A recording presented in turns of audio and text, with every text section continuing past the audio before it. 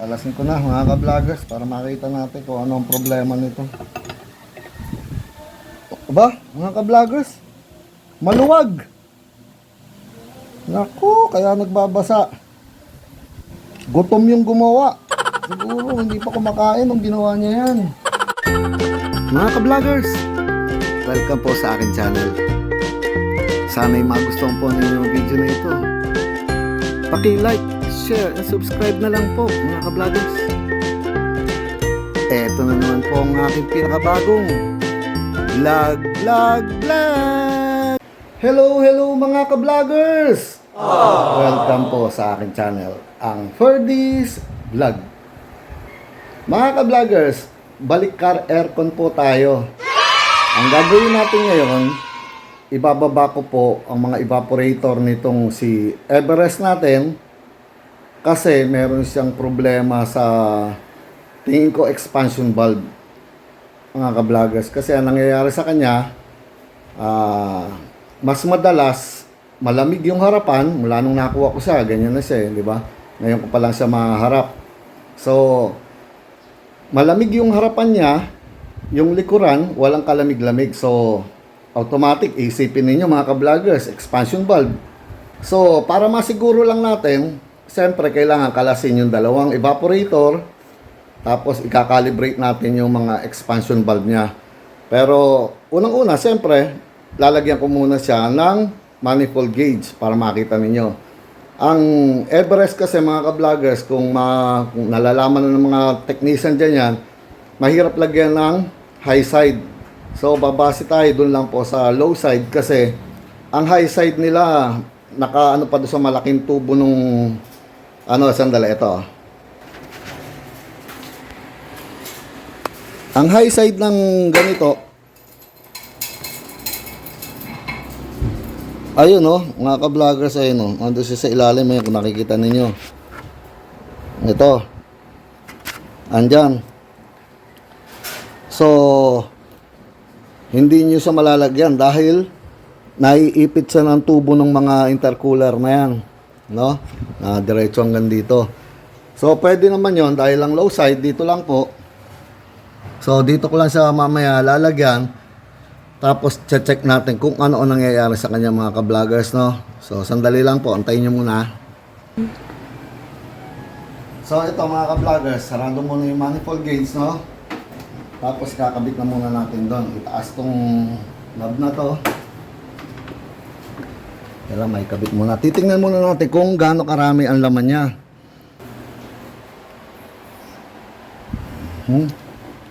So, ngayon, ano reading niya? Nasa 90. Medyo kung titingnan mo, okay ha.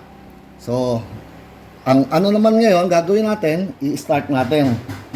Titingnan natin kung ano ang lamig ng mga tubo. Dahil mga ka-vloggers, dito sa may suction, merong dalawang linya rito. Yan.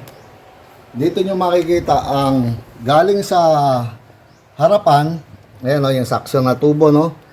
Galing sa harapan at papunta sa likod, ayan Etong nanditong tubong to, ayan to, papunta sa likod to, ha?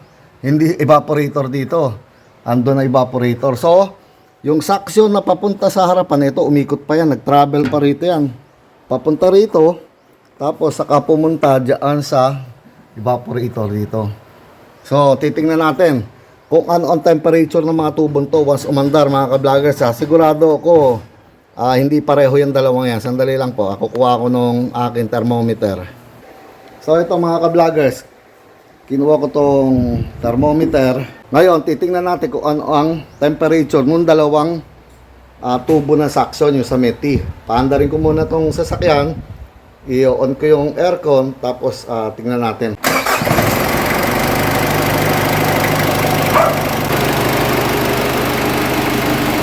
So mga ka-vloggers, tingnan natin kung ano ang reading niya pagka inaapakan ko yung idle, no?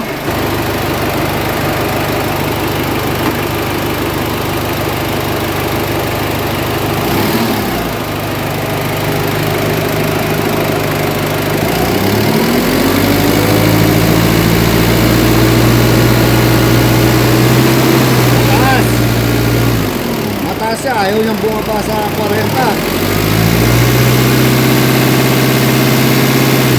yan, masama yan mga ka-vloggers ha. Hindi maganda ang lamig yan. Ngayon, magtututa kayo, baka akala ninyo compressor. Kaya titingnan ko muna ang valve dahil sigurado ko na expansion valve to kaysa sa compressor. Gumagalaw naman siya. Kung yan ay malikot, compressor. Eh pagka in-idle ko, bumababa. Ewan ko, nakikita ninyo ha. Oh. Pero ayaw nyo bumaba sa 40.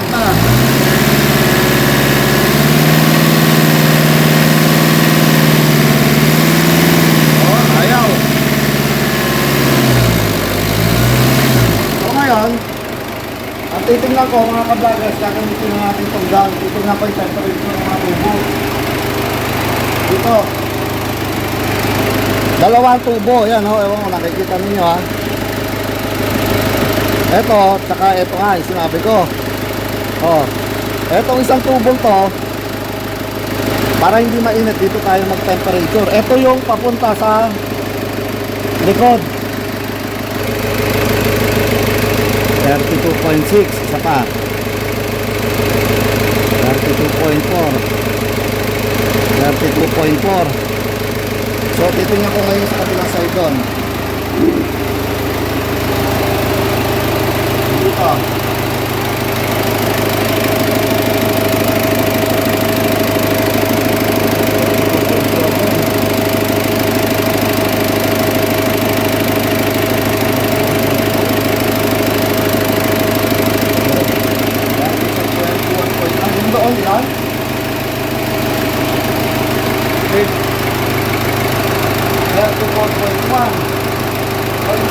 Ang lamig talaga rito sa papunta sa likod.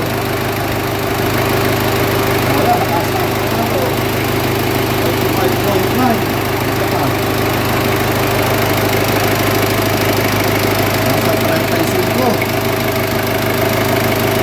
Dito. 24.9. Saka. 4.1. Ibig sabihin, malaking diferensya, ha? Yung doon, mainit. Yung dito, medyo malamig.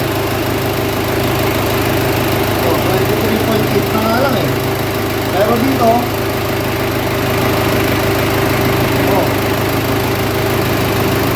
39.4. Ibig sabihin, wala talagang lamig. Yung papunta doon sa likuran. Lahat ng lamig, nandito lang sa harapan. Nakabukas sa likod niyan, ha? Mga vloggers, dyan lang malalaman nyo na eh. Isa pa.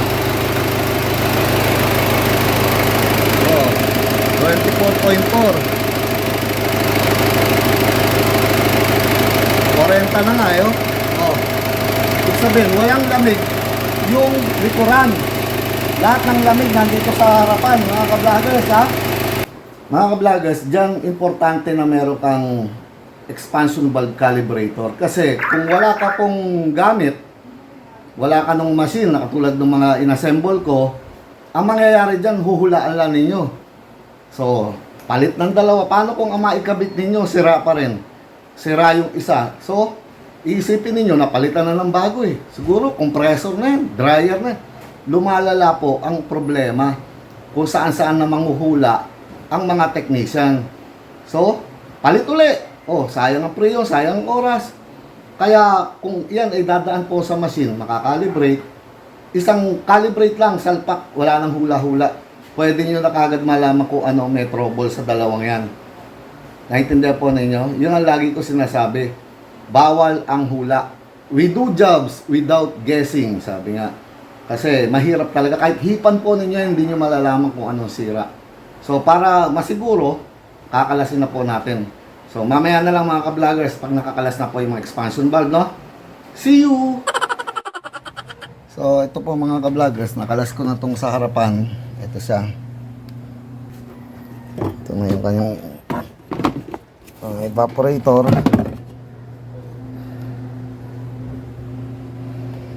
Napansin ko rito, dahil siguro hindi nag-automatic dahil nga may problemang aircon, kinonvert nila. Nilagyan ng thermostat na mechanical, o yung manual na sasabi. Ngayon, no? Pero kung lalamig siguro to, susubukan ko munang kalasin po yung ginilagay nilang yan. Tapos ibabalik tong dating electronic thermostat niya. Andiyan pa naman yung linya, ayan oh. No, susubukan ko para gumana pa rin yun nandito lang sa labas. Ayan oh. Kasi nag-tap sila dito lang sa papunta sa pinaka-sensor. So kasi ang Ford wala siya nung pinaka-module o yung parang box na control niya. So dito lang sila naglagay ng tap. Tapos hindi nila sinuksok yung kulay puting socket. So titingnan ko mamaya mga ka-vloggers pag nakalas na po to. Mukhang hindi lumalamig talaga dahil yung itsura ng evaporator oh. Or mukhang bagong gawa lang na ano. Dahil nga po kakukuha lang natin to sa sasakyan, tong si Everest, diba? Kapalit ni Revo, kaya ganun. Hindi ko pa alam ang mga sakit nito. So ngayon mga ka-vloggers, ang kakalasin ko naman yung sa bandang likod. So ito mga ka-vloggers, kakalasin na natin itong sa likuran ha. Ayan, andito siya sa left side banda. Ito. Musta? Ayan na. Oh. Mga ka-vloggers, ito na yung evaporator oh, sa likod.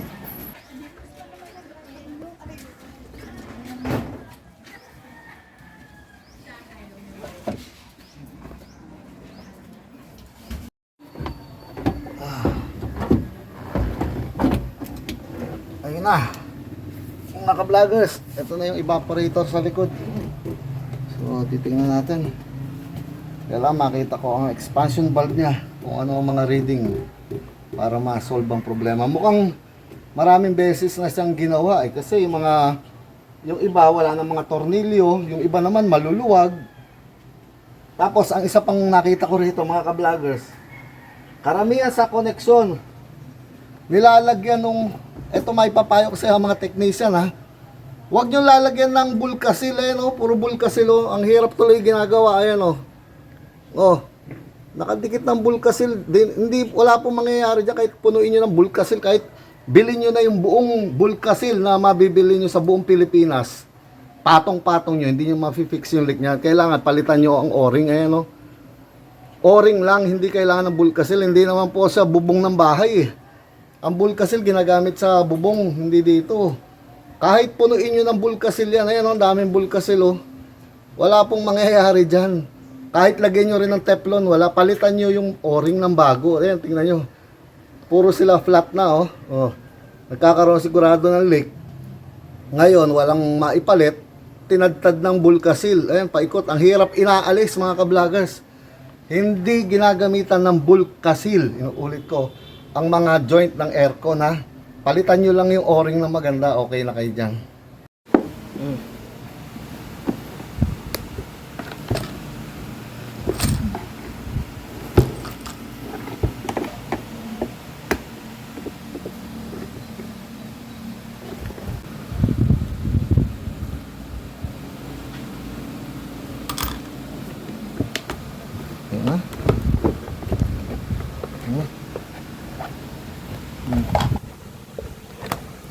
Ngayon, ang ginagawa nga oh.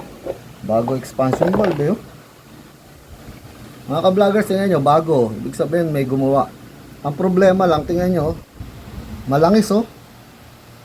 Leak. Maaaring hindi pinalta ng o-ring to. Ayan oh. Basang basa.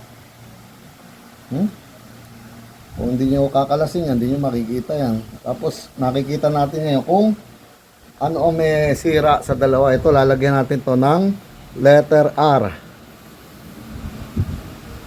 Dahil likod. Ayan ha. Oh. Kakalibrate ko tong nilagay nilang bagong to. Ayan ha, basang-basa oh. Tingnan nyo. May leak yan. Mabuti na nakalas na rin. Hindi, magbabawas din siya ng freon. Ng refrigerant. O sige, mamaya na lang po ulit. Kalasin ko na mga ka-vloggers para makita natin kung ano ang problema nito. Aba, mga ka-vloggers, maluwag. Naku, kaya nagbabasa. Gutom yung gumawa. Siguro hindi pa kumakain nung ginawa niya yan.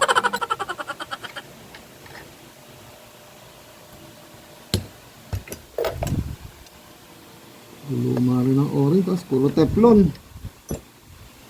Tad-tad ng teflon. Grabe naman. Tama nga ako, karpintero yung gumawa nito, tsaka tubero. Hindi pwede yan, ayan oh. Tad-tad oh, teflon. Hindi pwede yan, walang ginagamitan ng teflon sa ganyan, oh. Punong-puno. Maling proseso yan. Yan ang mga sinasabi ko na mali. Kahit anong gawin nila dyan, wala. Yung o-ring, oh, flat na yung o-ring, oh, hindi na sa bilog. Pinapalitan ng o-ring. Pero hindi nilalagyan ng teflon. Grabe. Tapos maluwag na. So ito mga ka-vloggers, natanggal ko na rin tong expansion valve dito sa harapan. No, ito na siya. Yan. Nilagyan ko na rin siya ng marka. Yan. Letter F. Ha? Tapos, nakita ko naman din dito, ganun pa rin. Ang mga o-ring masyado ng gastado. Mga flat na masyado. Tapos, mali ang o-ring na nakalagay. Katulad nito, yung sa maliit oh. Ang ginawa nila, dahil nga akala nila pwede yan. Dito pa lang, masikip na oh. Oh. Undersize yung o-ring. Maglilik siya. Tapos dito sa bunganga, malaki ang bunganga ng mga ano niya, parang pang-Nissan tong expansion valve eh. Ayan oh, masyado siyang maluwag dito. Ayan oh. Hindi sa dadampi sa mga gilid. Ayan, kung nakikita po ninyo ha. Ayan oh. Maluwag na maluwag. Talagang maglilik lang yan eh. Hindi po pwede. O, tingnan nyo. Dali ah. Ang luwag niya rito sa loob. Ito. O. Masyadong maluwag. Mali ang o-ring na nilagay. O.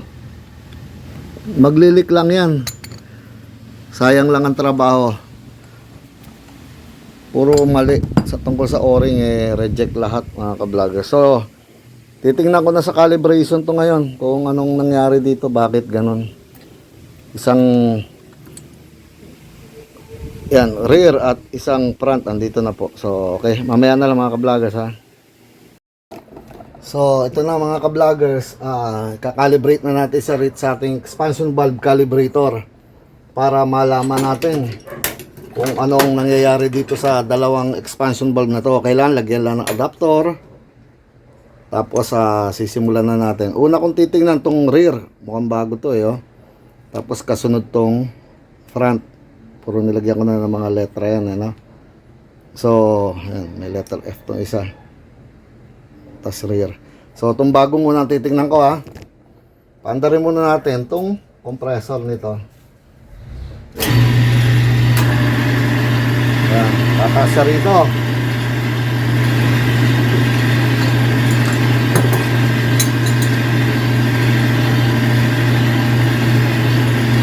Mahalaga sa lahat na dadaan siya sa machine mga ka-vloggers. Kasi kung wala kang machine, hindi mo malalaman kung ano ang reading nito. So sa pagkakalibrate namin na expansion valve mga ka-vloggers, dito tinitingnan na reading ha. Dito.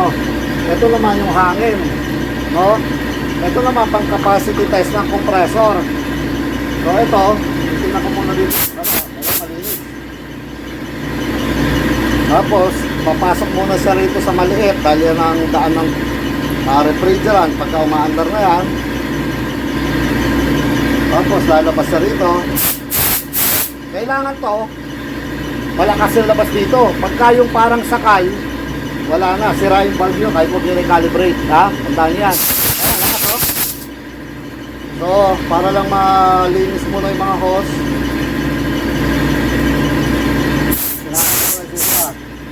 yan na yung oras ng pagka-calibrate mga ka-vloggers. Sa unang bukas niyan, gaya ng napakita ko sa inyo sa unang mga vlog, tataas to kung ano yung maximum na opening na expansion valve ha. Ayan o. 50. So nasa 55. Ayan. Tapos ididikit ko to dito sa yellow, mga ka-vloggers. Kailangan ang reading niya ay mga 18 lang, ha? 18. Hanggang dito lang. Oh. Malalaman na natin itong valve na to kung ano reading, ha. Ayan, oh. Ayan na po, yellow, ididikit dito, ha. Bababa yung ngayon pagka nadikitan ng yellow to. Ayan, oh. Oh, ang baba, 15, 12. Mga ka-vloggers, dali lang, ha. Nasa 12 siya.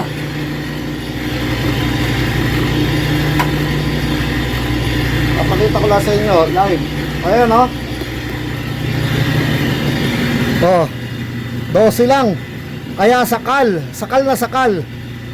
Ha? Ito yung nakakabit po doon sa likod, ha? Ang dapat, ha? 18. So, i-adjust natin ang Allen wrench yan, ha? Sandali, kukuha ko Allen wrench. Kaya ang nangyayari sa kanya, mga ka-vloggers, hindi na tumatakbo ang refrigerant sa likod. Dahil 12. Paano pa tatakbo? Tapos ang liit ng mga evaporator, di ba? So, i-adjust natin. Aaryan ko. Maluwag. May adjustment po dito yan. Kaya lang, hindi nyo pwedeng gagalawin to. Ayan, may adjustment yan dyan. Hindi nyo pwedeng ginagalaw kung wala kayong machine. Dahil hindi nyo na maalam kung ano mangyayari sa pag-adjust nyo.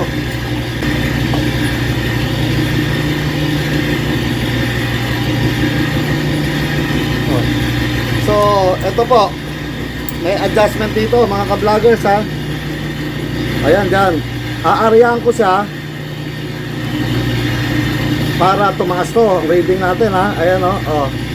Inaarya ko, ha. Tapos saka natin titingnan ulit.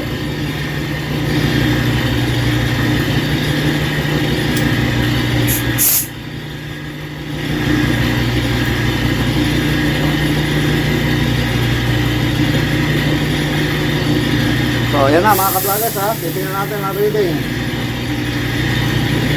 Oh, open na naman siya sa 55. Tapos iipit ko ulit sa yellow to. Ayan, ha, nakikita nyo. Ipit sa yellow, bababa yung reading. Ayan, oh. Oh. Kanina 12 lang, di ba? Nakita nyo? O ngayon, nasaan na siya? Nasa 17, mag-18 na mga ka-vloggers, ha. Oh. So, halos okay na siya. Pero siguro i-adjust ko pa ng konti kasi liguran to para puntahan talaga ng freon, ng refrigerant, ha. Konti pa, konti pang adjust. Napakahalaga, di ba? Kung wala po kayong machine, paano nyo malalaman yung reading? Kung anong adjustment nyo, anong setting na nagawa nyo? Oh. Kaya ngayon, pipihit ko pa ulit. Oh. Arya pa ulit ng konti. Konti lang, kahit mag-19 pa yan o 20, okay lang yan dahil likuran to. Para tumakbo pa po doon sa likod ang refrigerant, sabi nga, ha? Oh.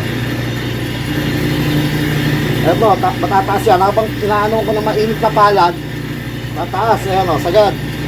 Ngayon, once dinigit ko sa malamig, pag gusto nyo yan, bababa yan, ayan o. Oh. Diyan natin makukuha ang reading niya. Ayan. Oh, nasa 18 mga ka-vloggers. Ayan o. Oh. Di ba? Tapos, hahawakan ko ngayon tole ng kamay. Akit ulit yan. O-open na siya ulit. Oh. Tapos ididikit ko ulit sa yellow. Ayan, tingnan nyo.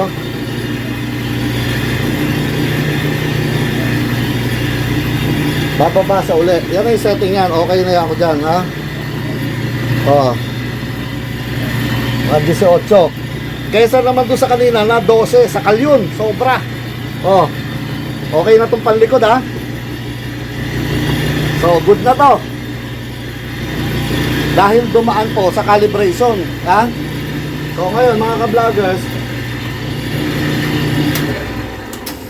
Ang titingnan ko naman ngayon, yung isa na pang front. Ito, rear to. Kung nakikita nyo. May nakasulat dyan na letter R. Minarkahan ko yan. So, okay na to. Pasado na to. Kanina hindi, 12. Hindi po pwede yun. Sakal yun. So, ngayon, good na to panlikod. Ang titignan naman natin ngayon yung harapan. Good na to. Iwalay na natin. Itong pangharapan, ang gusto ko malaman kung ano nangyayari sa kanya.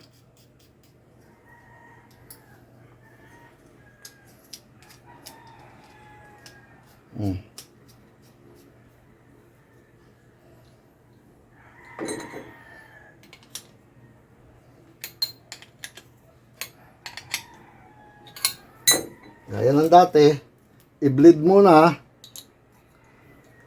Titingnan natin kung malakas ang labas Pagkasakal, wala na yan, tapon nyo na. Hindi na kailangan kinakalibrate. Hindi na dadaan ng refrigerant. Malakas. Okay pa. Titingnan natin kung ano ang reading naman itong sa harapan. So ngayon, pandarin ulit. Palakasin ko muna konti pa para automatic nagkakaroon ng hangin mga ka-vloggers. Pag bumaba siya sa 100 dito, malapit na under ulit compressor. Ayun medyo loose na lang yung belt niya, hindi ko pa naharap yan, tataas siya. Pag dumating siya sa mga 150 bago doon, bababa na naman siya. So ito, titingnan natin ang opening. Maganda rin 55. Titingnan lang natin ngayon kung ano ang reading nito. So ito na. Ipitik ko ulit na yellow dito.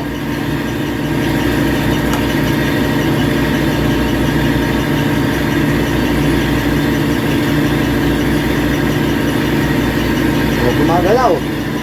Tingnan natin dapat mga 18 Op 15, 16. I-adjust natin ulit ito mga ka-vloggers May pag-asa pa yan. Hindi sira yung mga valve. Kulang lang sa adjustment. Ganyan kahalaga ang calibrator. Kung wala po itong machine na to, kahit ako hindi ko kayang gawin to. Sinasabi ko sa inyo, bibili ka lang ng bago. Yung bago, hindi mo rin alam kung okay ang reading, di ba? Eto ngayon, gusto ko po siyang gawin ng mga 18 rin. Adjust ulit. Ayan counterclockwise. Tapos, ibalik ulit. Bleed ng konti. Ibabalik natin ulit. Tapos, testing ulit. Ayan Habang iniinitan ko to ng kamay, tataas yan. Ayan umangat. Tapos, pagka nilagay sa malamig na yelo, ito na, bababa yan. Ayan magre-read siya. Titingnan natin, kanina 16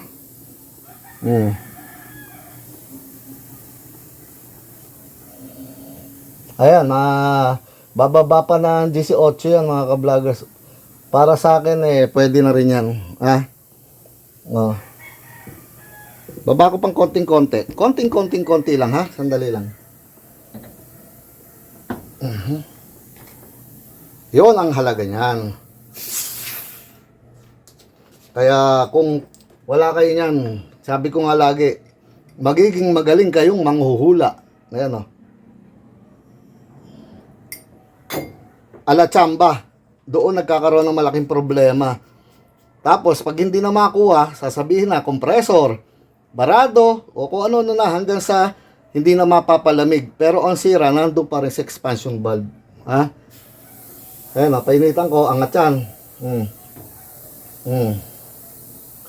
Tapos, pagka dinikit na naman natin sa malamig na yelo, pagmasdan ninyo to bababa uli yan. Gusto ko lang kasi 18 dahil lit lang na evaporator niya Ayun, 18. Mga ka-vloggers, kung nakikita niya, ayan o. 18. Ha? Pagka inalis ko ang buntot sa yelo, angat sa uli, ayan. Ayan na, kailangan mag-open sa. Dahil pag hindi umopen sa niyan, wala, hindi pwede. Oh. Kaya hindi pala lumalamig ang likod. Sakal, masyado sakal. Bago pa naman yung expansion valve, sayang lang. No? O ito, didikit ko ulit sa yelong malamig. Oh. Yan, bababa na naman yan. Oh. Yan na, tapos na tayo dyan. Titingnan ko lang ulit kung 18 nga lang talaga ang ano niya. Bago tayo tumigil. Ayun. 18. Pwede na ako dyan. Okay na mga ka-vloggers. Siguro hanggang dito lang tong video natin. Dahil madali na lang yun. Sasalpak ko na lang po doon sa Everest. At lalamig na yan sigurado. So paano mga ka-vloggers? Sana ay natutunan nyo na naman to. Napakahalaga nito. Huwag nyo pangahasan na ipihit-pihit. Kasi hindi nyo rin po alam kung ano kalalabasan na reading. So ano pa po ba sasabihin ko mga ka-vloggers? Ito na naman po ang pinakabagong edisyon ng aking vlog. Paalam mga ka-vloggers. Paalam po. Ingat po.